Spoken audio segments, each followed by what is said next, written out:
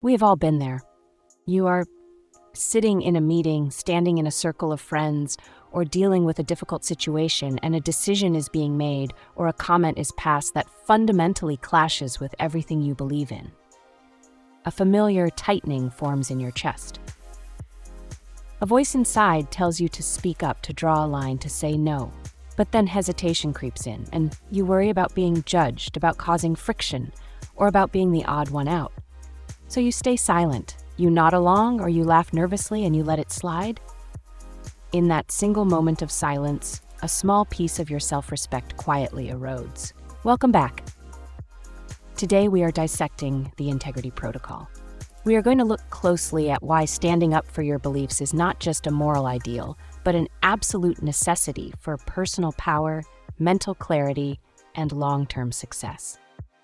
By the end of this script, you will understand the exact mechanics of moral courage and how to deploy them effectively without burning bridges or second-guessing yourself.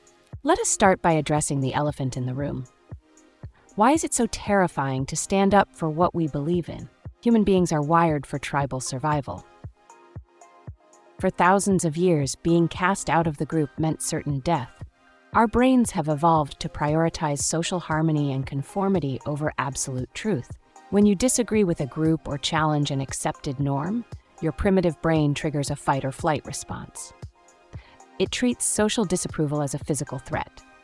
Here is case study number 1. Consider a mid-level manager at a growing tech firm who noticed a recurring discrepancy in how client data security was being handled. Her team leads wanted to cut corners to speed up a product launch. Her internal compass screamed that this was wrong.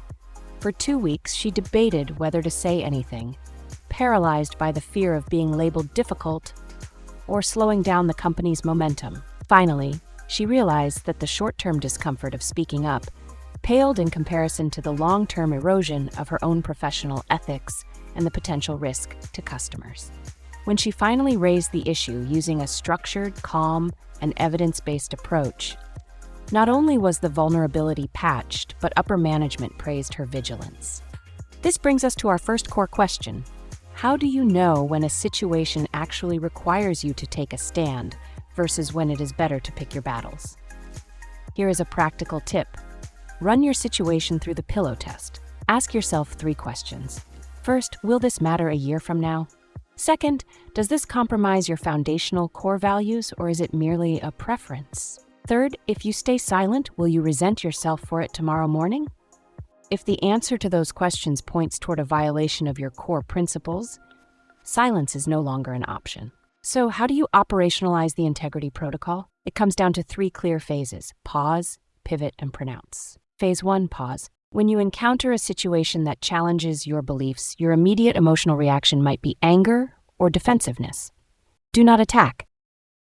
Instead, take a physical breath and pause. This brief pause shifts control from your emotional amygdala back to your rational prefrontal cortex. Phase 2, pivot.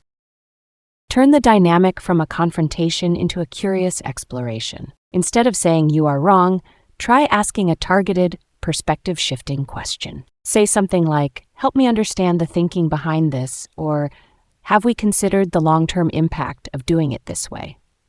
This lowers defenses and opens the door for a genuine dialogue. Phase 3, pronounce. State your position with absolute calm and clarity.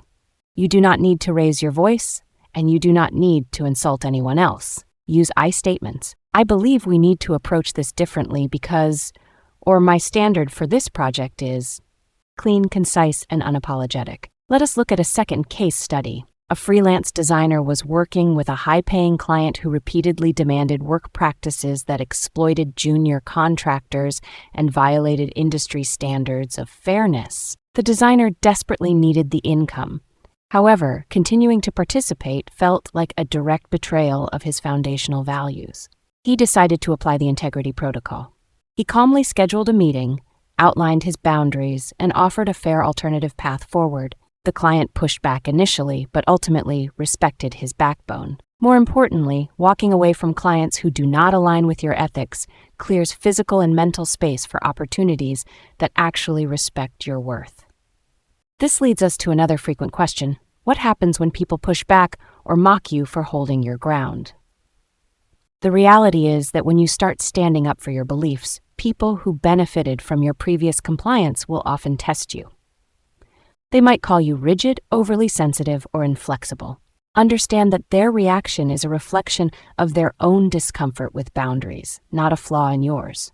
When you hold your ground with unwavering, quiet confidence, the testing phase eventually stops. People learn what you stand for, and paradoxically, they respect you more for it. Let us tie this all together. Integrity is not something you talk about, it is something you practice when it is inconvenient, uncomfortable, and costly. Every time you stand up for your authentic beliefs, you reinforce your self-concept. You stop being a passive actor molded by external pressures, and you become the author of your own life. Thank you for watching. If this resonated with you, hit that subscribe button, leave a comment below, sharing a time you successfully stood your ground, and keep building a life of unshakable integrity. See you in the next video.